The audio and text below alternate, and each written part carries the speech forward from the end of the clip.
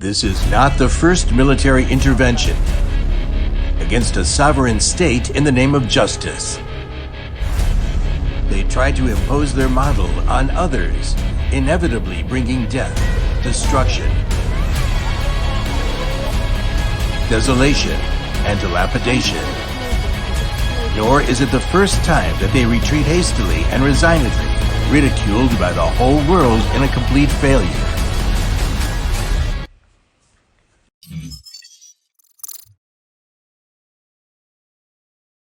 Good afternoon. On my orders, the United States military has begun strikes. If selected, successfully destroyed, should permit... The only superpower in the world claimed it would revenge for its people. On October 7, 2001, the United States of America and its allies opened fire in Afghanistan. This is the first war of the 21st century. On one side was the United States, whose GDP was 10.58 trillion US dollars, accounting for 31.6% of the world. On the other side, the GDP was 2.46 billion US dollars, less than 0.01% of the global total. This is also the war between the richest country and the poorest country.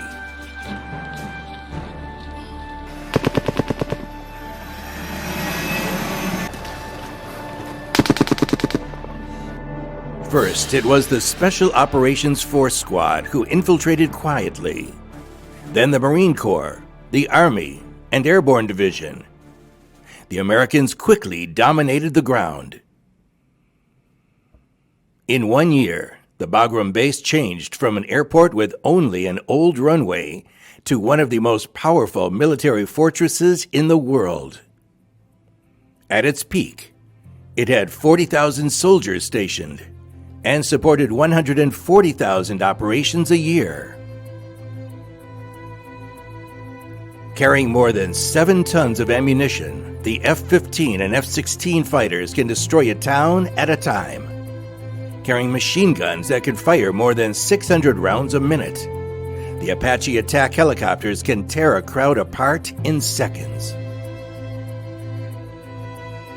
Through the giant C-130 and C-17 transport aircrafts, weapons, food, medicine, clothing were continuously transported to Afghanistan.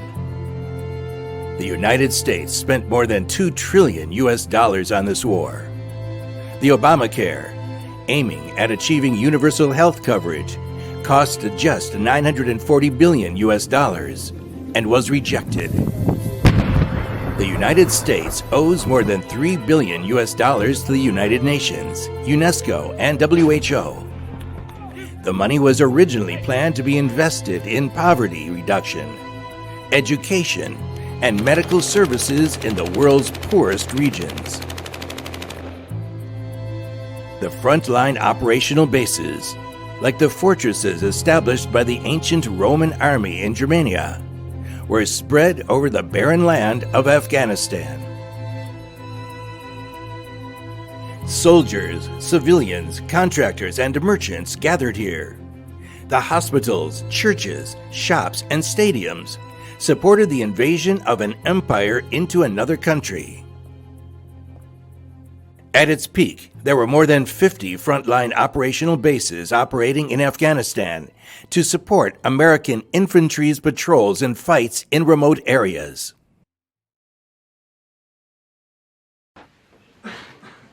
The Taliban seemed to be routed overnight, but they had never been completely eliminated. They just left Afghanistan or hid in the countryside. After a firefight, they killed Osama bin Laden. Bin Laden also left Afghanistan and was killed.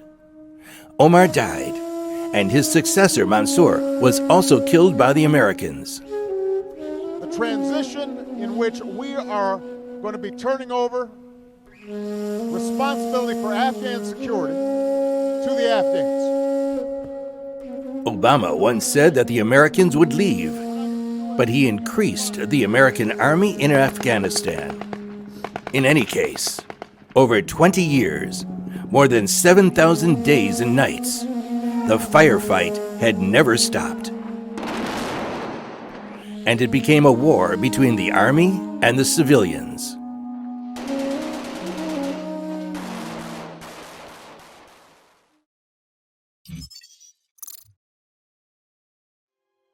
We're at a point where we clearly have moved from major combat activity to a period of stability and stabilization and reconstruction and activities. The Americans are determined to bring their own political system to Afghanistan, a country with completely different history, culture, and circumstances. And they did establish an elected government in Afghanistan. But the right to life is the most fundamental right of the Afghan people. These are the fatal attacks in Afghanistan in 20 years.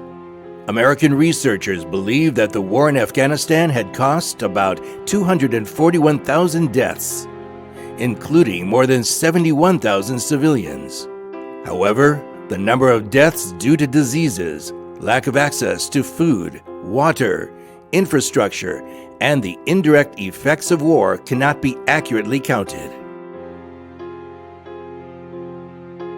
On a field road not far from the village in Kunduz, northeast Afghanistan, more than 90 civilians were killed in missiles fired by American F-15E fighter jets supporting the German army. In the end, Germany announced that it would pay $5,000 to each victim's family.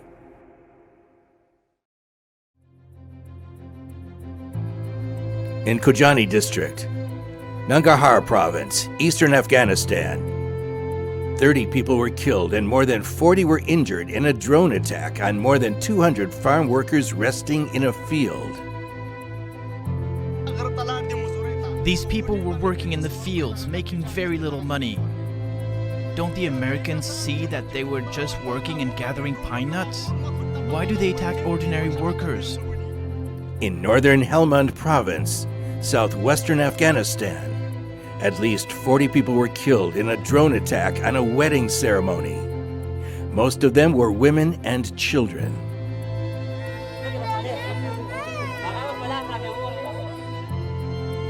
By the first quarter of 2019, the number of civilians killed by U.S. and the coalition operations had surpassed the number of civilians killed by rebel attacks. Now, Army First Lieutenant Clint Lawrence is a free man. The killers were pardoned by the President of the United States and were not even deprived of military honor. Hospitals were also bombed. At Kunduz Hospital, 30 people died. Many were shot and killed by planes after escaping from the burning building.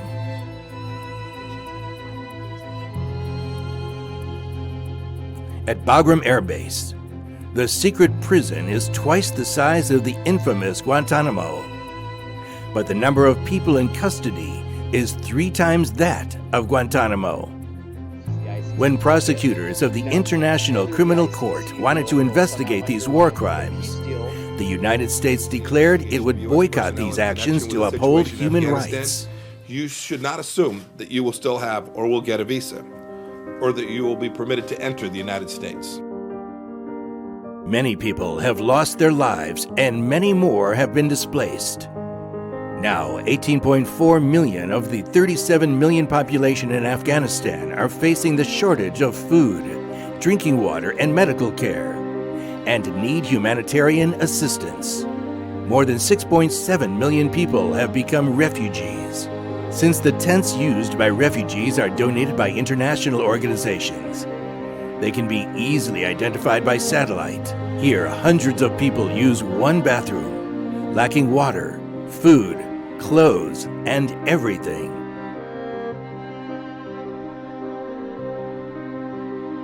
This is the place where human rights are violated the most on this planet, and it has also become a breeding ground for terrorism and extremist religious forces.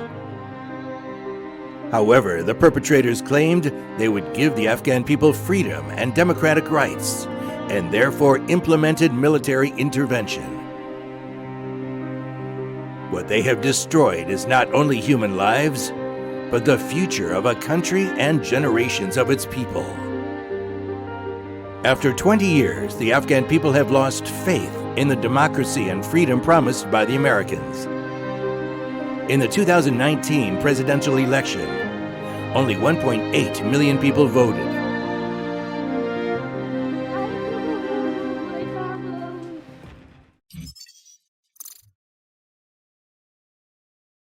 In terms of GDP growth alone, Afghanistan seems to have made rapid progress over the past 20 years.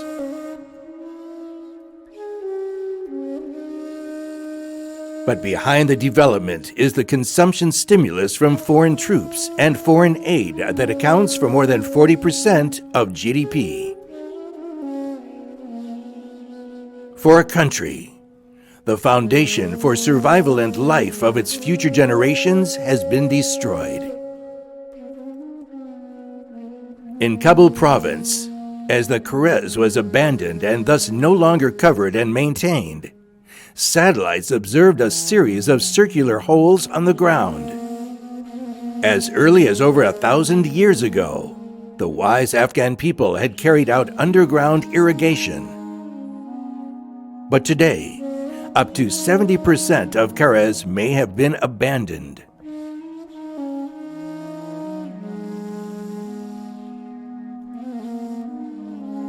In Afghanistan, where the average annual rainfall is only 240 millimeters and 80% of its lands are mountainous, water conservancy facilities are the key to agricultural production. In the past 20 years, although Afghanistan's population has increased by 87% and the GDP has increased by 705.3%, the per capita food production has fallen by nearly 16%. Foreign funds have not been able to feed Afghans. Repairing these facilities will require the efforts of at least a generation.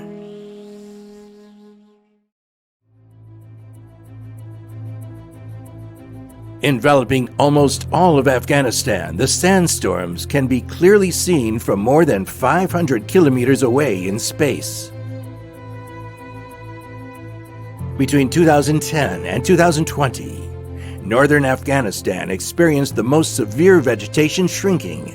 On the satellite analysis images, the depth of yellow represents the intensity of the recession. Afghanistan's fragile ecological environment is further deteriorating due to logging and burning. This is a devastating consequence that may not be repaired in a generation. The lack of vegetation makes water not only more scarce during droughts, but also more prone to cause flood during rainy seasons.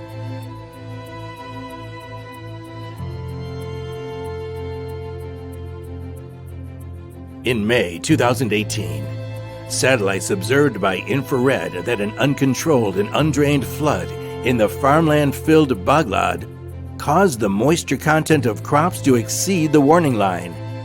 Soon, they will rot in the mud and water.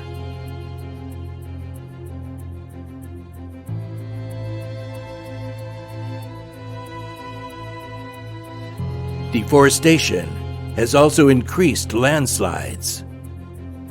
In May 2014, landslides killed more than 1,000 people in Badakhshan province, northeastern Afghanistan.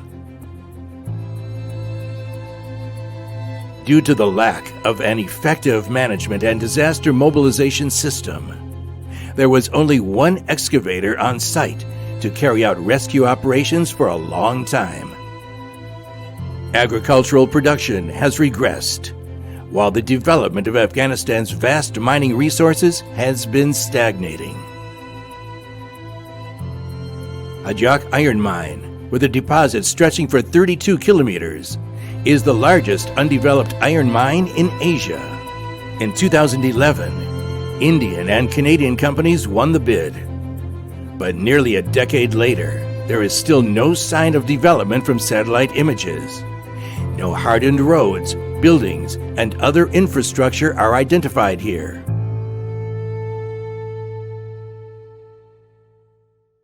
The collapse of governance has increased all risks.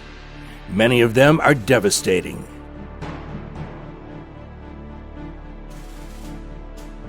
On February 13, 2021, hundreds of tankers waiting on the Afghanistan-Iran border were destroyed by fire.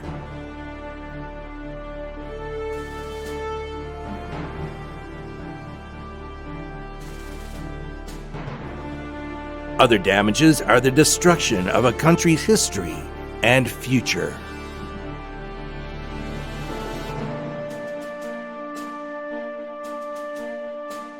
Constructed at the end of the 4th century BC, this is the ancient city of Ahunam in northeastern Afghanistan. From the historical images, it can be found that Greek-style buildings, temples, palaces, arenas, amphitheaters were all over here.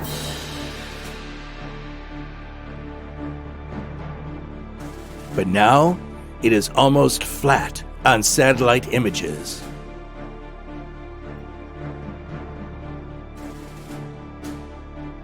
Many people said that Afghanistan is a country without a future. But all this comes from the longest war.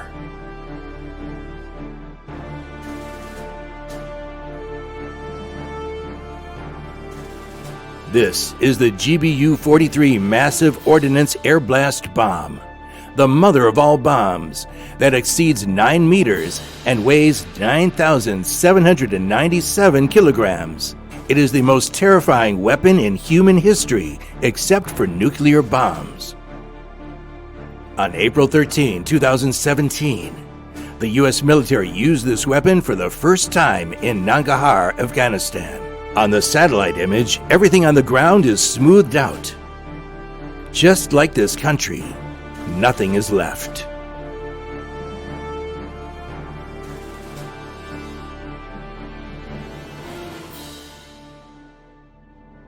We will also support programs to train new police officers and to help establish and train an Afghanistan national military. The United States is also committed to playing a leading role in the reconstruction of Afghanistan. Our mission in Afghanistan was never supposed to have been nation building. It was never supposed to be creating a unified, centralized democracy.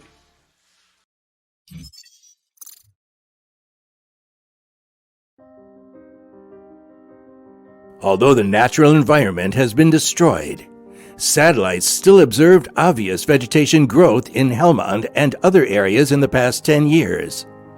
This is the largest poppy growing area in Afghanistan. This is the Nad Ali region, where food and poppies grow together on 24,366 hectares of land. Through the unique chlorophyll changes of poppy, satellites can identify this plant more accurately by using infrared reflection. Satellite observations show that in 2010, there were about 65,000 hectares of suspected opium poppy cultivation area in Helmand province. In 2020, it increased by 78% to 116,000 hectares.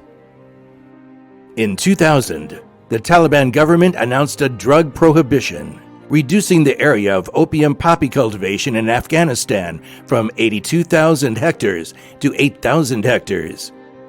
But 20 years after the U.S. military overthrew the Taliban government, this country now supplies 80% of the world's drugs. As seen in Helmand province, poppy cultivation is extensive and open. Western media reported that the U.S. military provided protection for the Afghans they supported to grow opium poppies, thereby obtaining funds for the purchase of weapons. In areas of northern Afghanistan that had never been controlled by the Taliban, many photovoltaic panels can even be seen in suspected opium poppy fields. In Afghanistan, the most developed areas are often drug-related.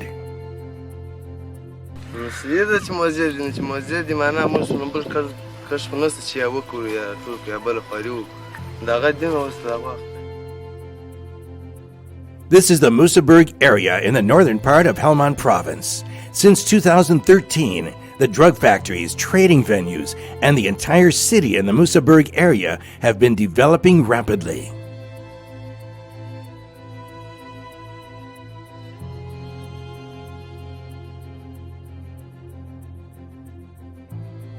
But in Afghanistan, where roads are rare and the border is heavily guarded, how can thousands of tons of drugs be transported out of the country every year?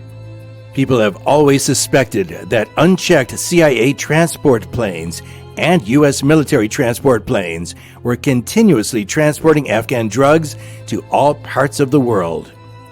Because they are the largest transport force in Afghanistan, and no one else has such capabilities.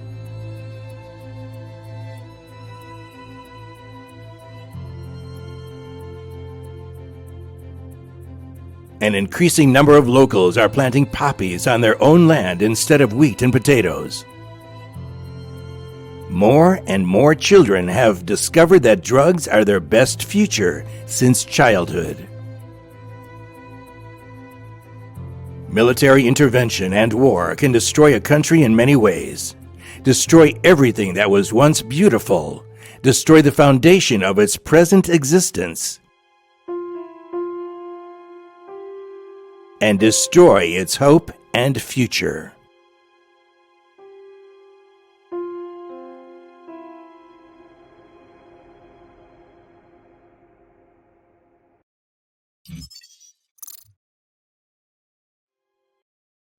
But we will shift into a support role as Afghans step forward. As we do, our troops will be coming home.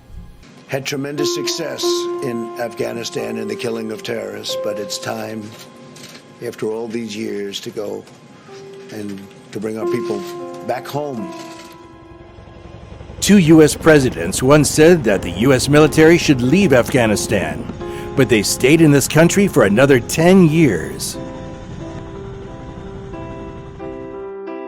On October 3, 2009, Kandesh, Nuristan province, a U.S. military post was attacked, killing 8 U.S. soldiers and wounding 22 others.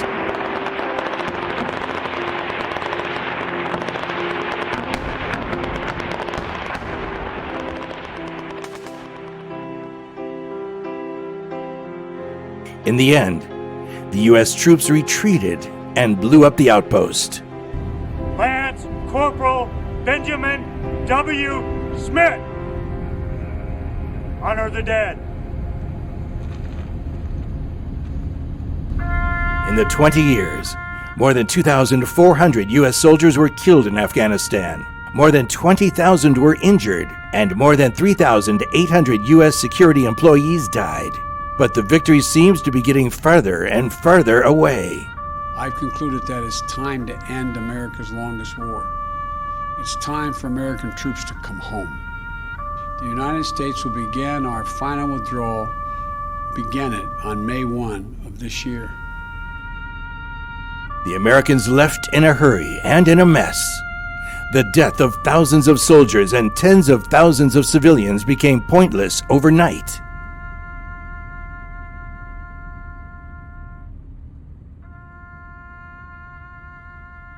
Even the most steadfast ally of the United States cannot accept such a defeat. And the trouble with this decision is that our friends are now anxious, but it's not just about the Afghan people, it's about us and our security. So this is a shame on all of us, not just America, but also the whole of NATO. The reason for our current situation is that the decision was taken abruptly. Except for U.S. military equipment and U.S. soldiers, the entire evacuation was disorderly, panicked, and chaotic. The Afghans, who have fought alongside U.S. soldiers for the past 20 years, have also been abandoned.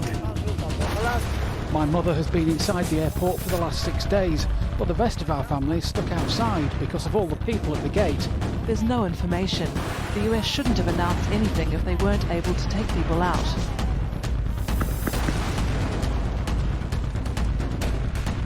Feeling deceived and betrayed, people poured into the tarmac and runway of Kabul airport, doing their best and even risking their deaths to climb onto the American transport plane.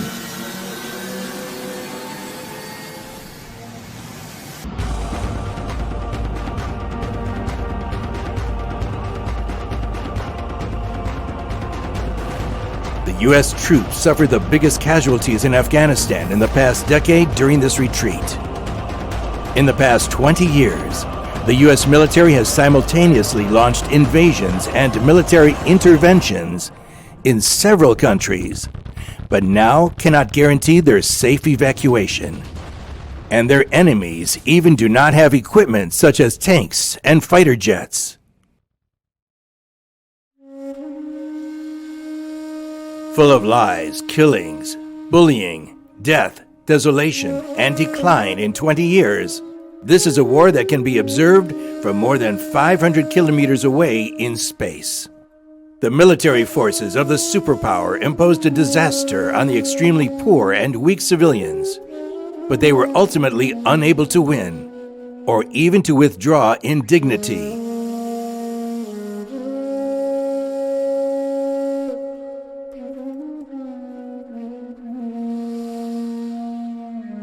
This is the longest war in U.S. history, and the Saigon moment has not passed away.